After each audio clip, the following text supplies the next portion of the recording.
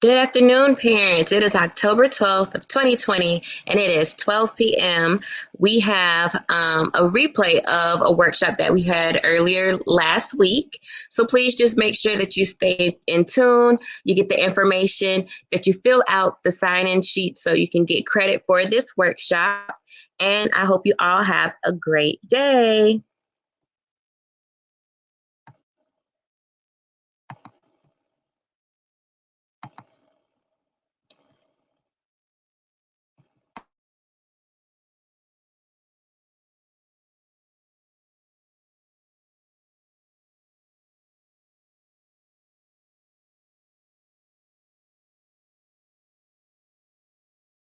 Parents, how are you doing today?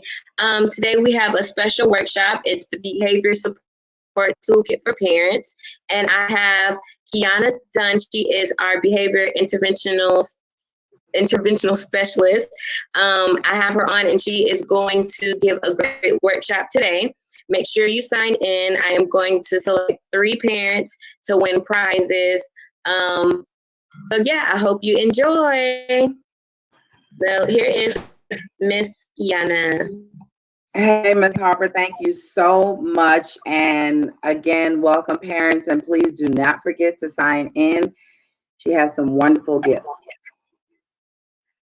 So what are we going to talk about, and how is that going to be helpful to you? Well, today we're going to cover the Parent Behavior Support Toolkit, okay? And this toolkit has a variety of helpful hints and some different strategies that you can use at home to help you during this time. And this is being presented through the Department of Student Discipline, Prevention, and Intervention. For our overview today, it starts out by saying that every child has the power to succeed in school and in life, and every parent, family member, and caregiver can help. As the Behavior Intervention Specialist team, we are committed to supporting schools, students, and families virtually and face-to-face. Now, we recognize that selected materials can be so overwhelming because there's so much out there. So we have selected resources specific to coping and behavior management. This quote right here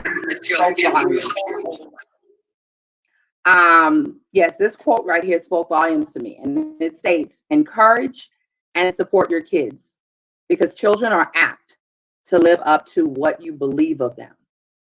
So where much is expected, much is given in return. Now, guys, before I even get into the presentation, if you have any questions, please comment in the chat section. Ms. Harper is going to assist me by reading out the questions, and I'll try to get to as many as possible. Okay. Truths about parent involvement. Parents have hopes and goals for their children. They differ in how they support their children's efforts to achieve those goals. The home is one of several areas that simultaneously influence a child. The school must work with people in order to help the child succeed and to benefit. The parent is an important contributor to the child's education, and parent involvement must be a legitimate element of education. Some additional truths of parent involvement. It's a process, not a program of activities, and it requires ongoing energy and effort. It requires a vision, a policy, and framework. And we have to have a consensus of understanding. Parents, we are, and I say we because I too am a parent. One of the biggest challenges that we face is managing difficult behaviors on the part of our children, right? And what does that look like? So whether they're refusing to complete their schoolwork, being defiant, throwing full-blown tantrums, sometimes we're at a loss for effective ways to respond. This is even heightened now in today's time due to our pandemic. So yes, some of us are at our wits' ends. So some of the behavioral therapy techniques that I'll be talking about can provide a roadmap to calmer, more consistent ways to manage problem behaviors and offers a chance to help children develop and gain the developmental skills they need to regulate their own behaviors. Now I've said a lot. We're going to start with the ABCs of behavior management at home. Now, to understand and respond effectively to problematic behaviors, you have to think about what came before it. So we're going to call that the antecedent, okay? That's the preceding factors that make a behavior more or less likely to occur. So it happened before the behavior. The B would be behaviors, the specific actions that you are taking to encourage or discourage. So whatever that behavior was. Then we have our consequences. Guys, these consequences are naturally or logically, and they follow a specific sequence. So generally it follows the behavior. Consequences are positive or negative, and they affect the likelihood of the behavior recurring. The more immediate the consequence, the more powerful it is. And that's important to remember. The more immediate the consequence, the more powerful it is. Creating structure and routines. So we talked about the ABCs of behavior: antecedent, behavior, and consequences. Now we're going to talk a little bit about routines and what that is and why it's important. Routines give children a sense of security, and it helps them develop self-discipline. Children, like the rest of us, we handle change best if it's expected and occurs in the context of a familiar routine. So if they know it's going to happen, if there's a routine that's been created and it's used consistently, then sometimes we can account for some of the behaviors. This PowerPoint is going to be housed at the Parent Academy. So I want you to go back through and click on some of the links. There's one particular link that we will share in the chat box, but for the other ones, I would like for you to go back and review because some very important information is in there, such as at the bottom of the slide, it suggests daily schedules. So now we're going to have suggested daily schedules. We're virtual, we're still online.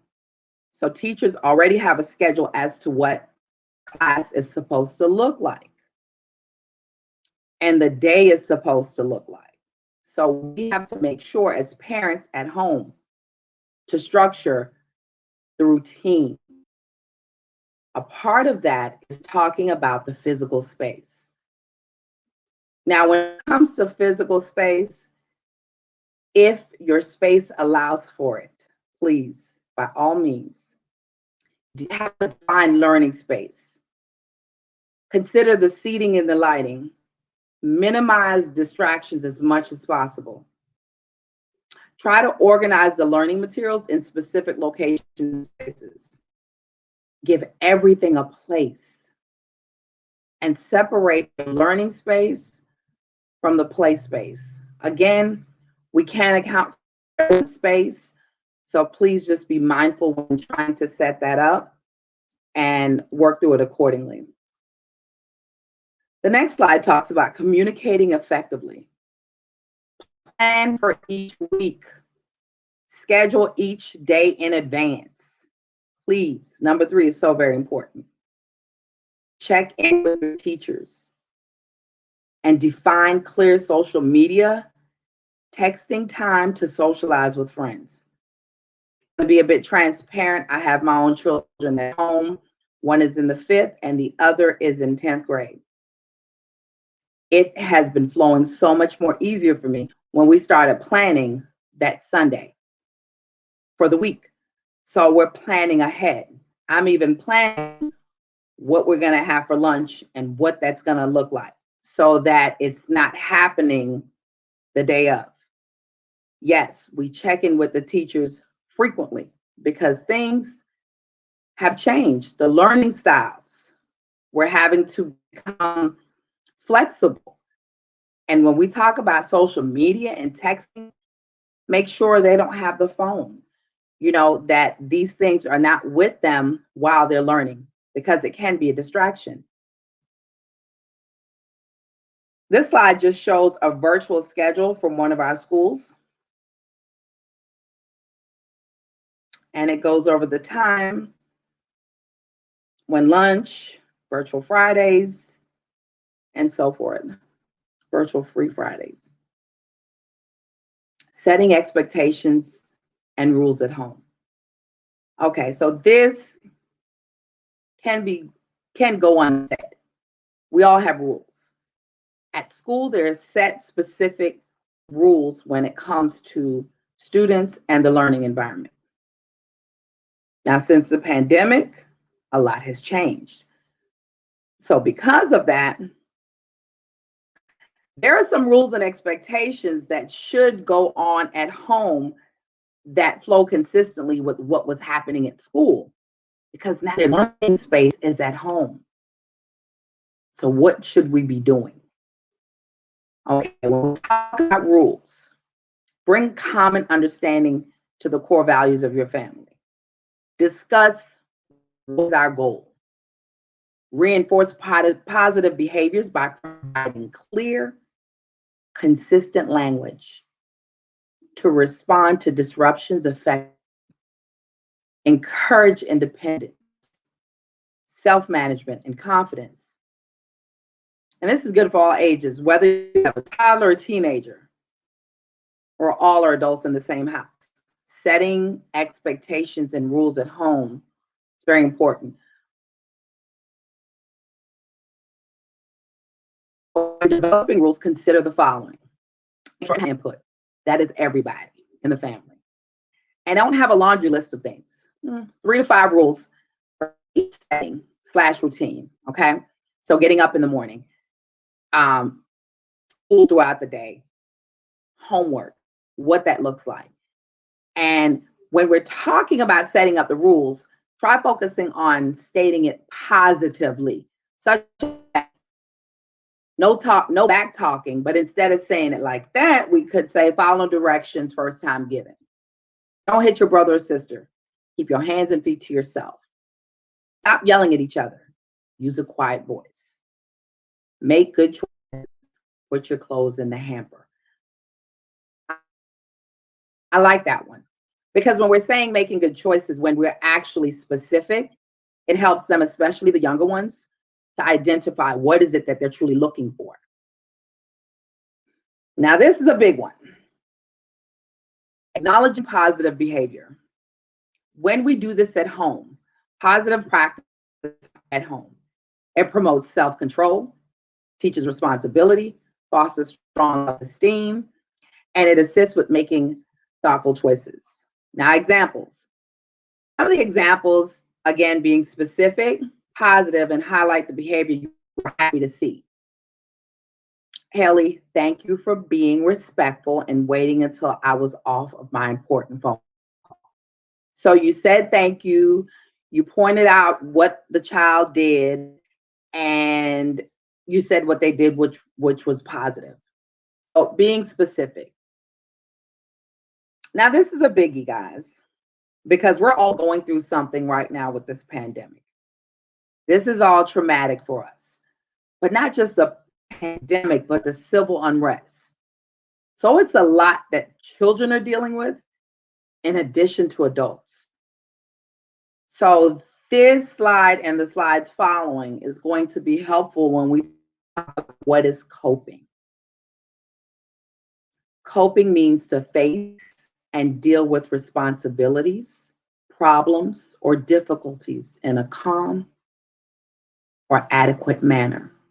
Again, coping means to face and deal with responsibilities, problems, or difficulties in a calm or adequate manner. How do we help the children to cope during this time of the pandemic, COVID-19? Now, when parents and caregivers deal with COVID-19 calmly and confidently, you actually provide the best support for your child. So we have to watch for certain behaviors, though. Excessive crying or irritation in younger siblings, excessive worry or sadness, sleeping or eating habits, poor school performance and avoiding school activities, avoiding school, logging in, all of that. Difficulties with attention and concentration, unexplained headaches or body pains. And for some of our older ones, the use of alcohol, tobacco, or other drugs. Now, when we're talking about dealing with coping, if you notice some of those things and you're needing some help, you can contact your school social worker, contact the school in general. We'll get you tied to the counselor, the social worker, and myself, the behavior intervention specialist. And together as a team, we can work together to getting your child some help. Now, here's some additional tips. The following are useful tips to keep in mind when teaching your child coping strategies, right? And skills. Let your child feel bad sometimes. It's okay. It's actually normal to have certain feelings when things are happening. Don't forget, though, to praise your child. And go after every event, debrief them, talk about that event and see how they're feeling. And prompt your child. Say things like, it looks like you're feeling frustrated. So getting them open and ready to talk. And make sure coping skills are in moderation. Again, this PowerPoint would be shared in the Parent Academy. So there's a variety. It's over 99 at the next link. 99 coping skills. Now, healthy at home, lowering stress. How do I keep a healthy perspective and lower my own stress level? Yes, I said it, to lower your own stress level. It is way easier said than done. However, when you are well, so is your child. So the most important thing is to limit what you're seeing and where you're seeing it. Go to factual sites so you can filter out some of the misinformation. Keep up with your own self-care routine, exercising, sleeping, eating as routinely as possible. Maintain communication with friends through technology and as safe as you can. And finally, remember that this too shall pass. How do we lower the stress in children? Well, while children under stress may not be able to describe it, we can see their stress through their behaviors. So a happy-go-lucky child may become very clingy. The child may anxiously ask the same question more than once, even though you've given them the same answer every time. Children may have more difficulty with sleeping or eating. So you can reduce your child's stress by pointing out all the things people are doing to help. Ways to empower your child to help in his or her own way. I have a link also on that slide as to what are some of the things that can be done. Now, social emotional learning is something I know that you guys have heard. Our teachers are reviewing it every day. It's critical to pay attention to the development of the whole child, including the character education. Parents have a dual role to play in raising a self-aware, respectful child who knows how to manage his or her emotions, make responsible decisions, and resolve conflicts nonviolently. At home, you should strive to create an environment of trust, respect, and support. At home, Again, in providing that environment of trust, respect, and support, here are some specific steps that you can take to nurture the emotionally intelligent child. Be a good listener. Model the behavior that you seek. Nurture your child's self-esteem. This is so very important. The nurturing of the self-esteem, especially at the young age, helps to build a child that is so much more self-aware and one who has a self-worth that is intact. So the nurturing of the child's self-esteem is very important. Respect differences and take advantage of support services such as this one and more we have at the school. Now, the following slides are going to go over several of the resources.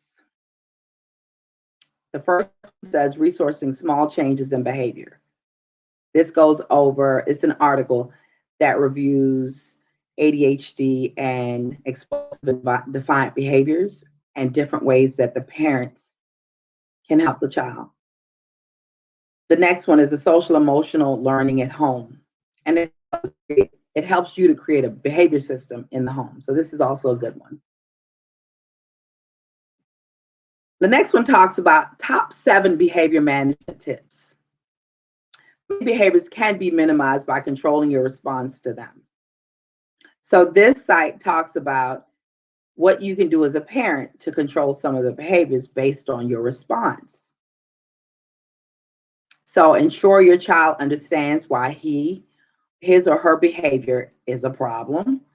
Explain why the behavior is a problem. What will be done about it? Model appropriate behavior for your child. Show by your actions. Recognize that behavior change can take time. That's important. It's not going to happen overnight. And the old adage of you do it because I say so doesn't generally work for the long haul. And plan ahead for safe and appropriate options when behavior is a problem. Okay, so I know every household is different. I am not on here by any means telling you how to run your household. This is some resources that can help. So this site talks about alternatives to spanking. Based on research, experts offer productive and concrete alternatives to spanking that parents can implement after young children have misbehaved. Give a timeout to your child. Give yourself a timeout. Implement logical consequences. Say no and mean it. Show, don't tell, and focus on positive behaviors. This one talks about the fact sheets. Get your fact sheets here. Talks about anxiety disorders, bullying, ADHD, and autism. The one below talks about the mental health fact sheets, things that teens are talking about and coping with, and different myths about mental illness. Now, when we're talking about working with your child's temperament, every child is different. And for the parent who has more than one child in the home, you guys can attest to the fact that one child may be this way and the other child may be completely different. That's when we're talking about child's temperament.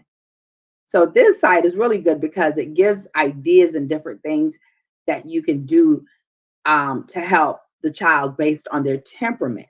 Okay.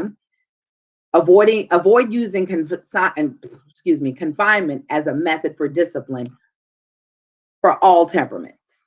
Okay. Acknowledge your child's feelings and provide ways for them to make themselves more comfortable. Create a routine, even if it seems odd.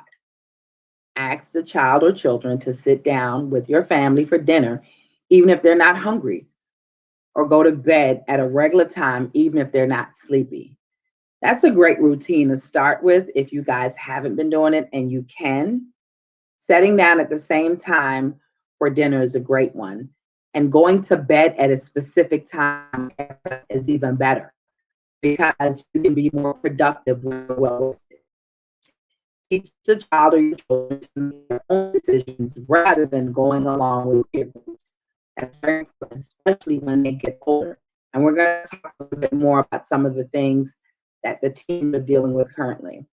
Teach appropriate ways to express feelings of sadness, anger, fear, and frustration. Teen mental health and coping. We're talking about anxiety, depression, addiction, vaping. Okay. The link below that talks about how teenagers can protect their mental health during COVID and some different things and strategies that they can use.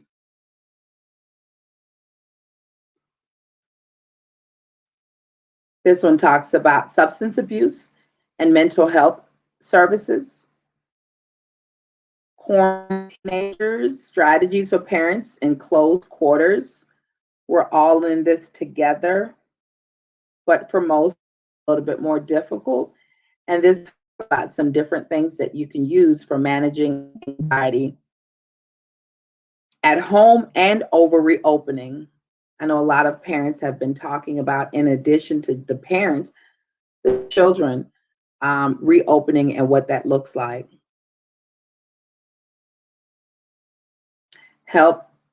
This one help guides for children and behavior and learning challenges.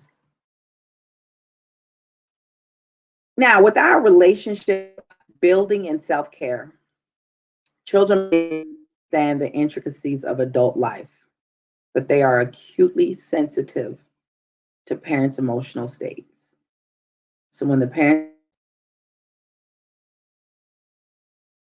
stressed out or anxious, children may feel fearful.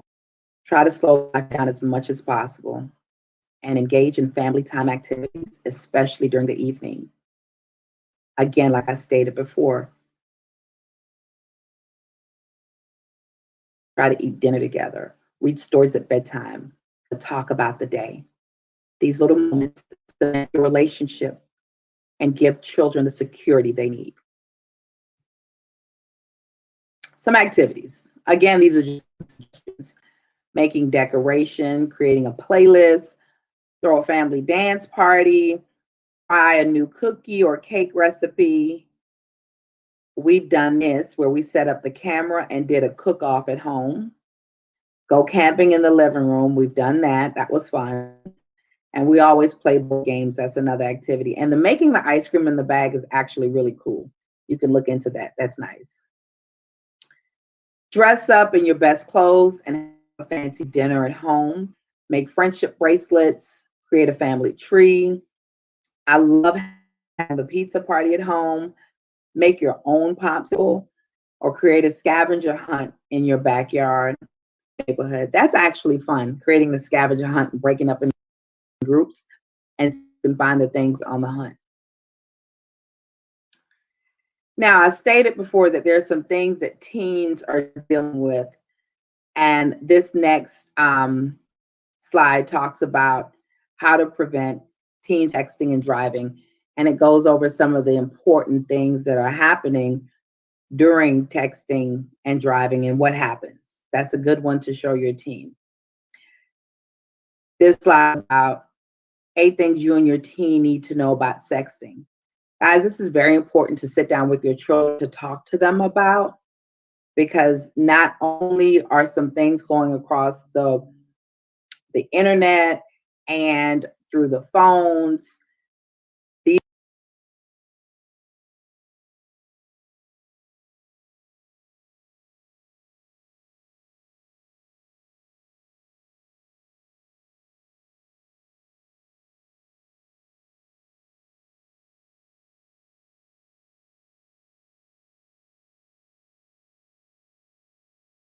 these are some things that can actually bring up charges on the children. So they need to have understanding of what sexting is, especially our teen, because it's actually against the law. Again, 8 rules for smartphone use and how to use it. And just make sure you're tracking and you know what you're doing. You're not snooping, but you're having an open dialogue and conversation with your child about their safety and how to safely use the smartphone. And in addition to just the smartphone, when we're logging in online, as far as the things that we're saying, our attire, and how we're presenting in the cameras, because other, again, making sure you stay informed about the code of conduct, learning about vaping and e-cigarettes and tobacco, asking your administrators to refer you to the Aspire program if there's an issue with vaping and e-cigarettes. But just staying informed about the code of conduct. This last slide is the one that I wanted to share. Everything that we talked about is basically summed up here in the calming room on different things that you as a parent can do to help your child de-stress and to just stay calm. We have in this virtual calming room virtual books where the children can actually, you can play for your middle, your high school, and your elementary children. We have virtual field trips at local zoo and aquatic centers here and also in California. We have apps dealing with deep breathing and mindfulness and how to practice mindfulness for our elementary, middle, and high. And then the apps to help the parent on how to practice mindfulness, helping them to cope during this pandemic.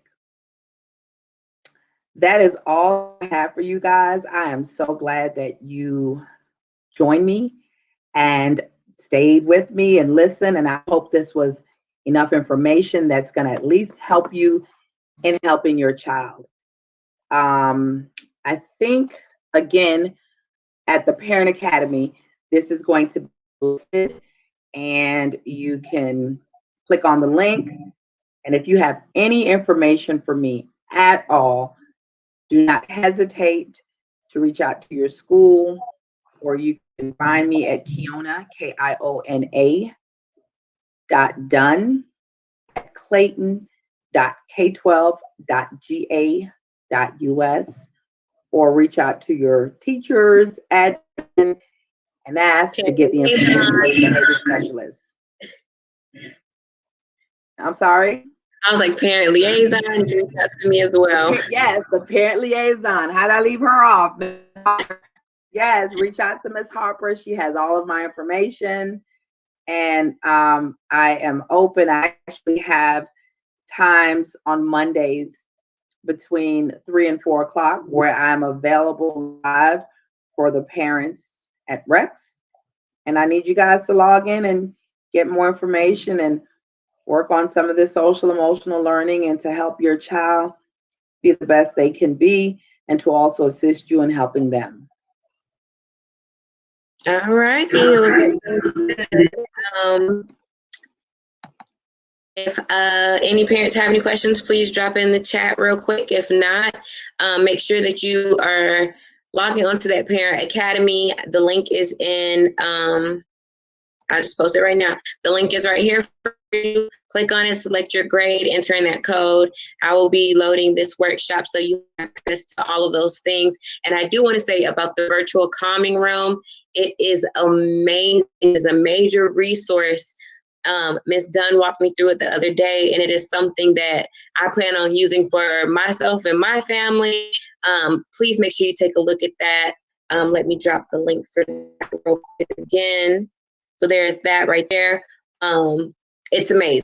That's all I can say. But other than that, I hope that everybody have a good evening, and we'll see you on Wednesday.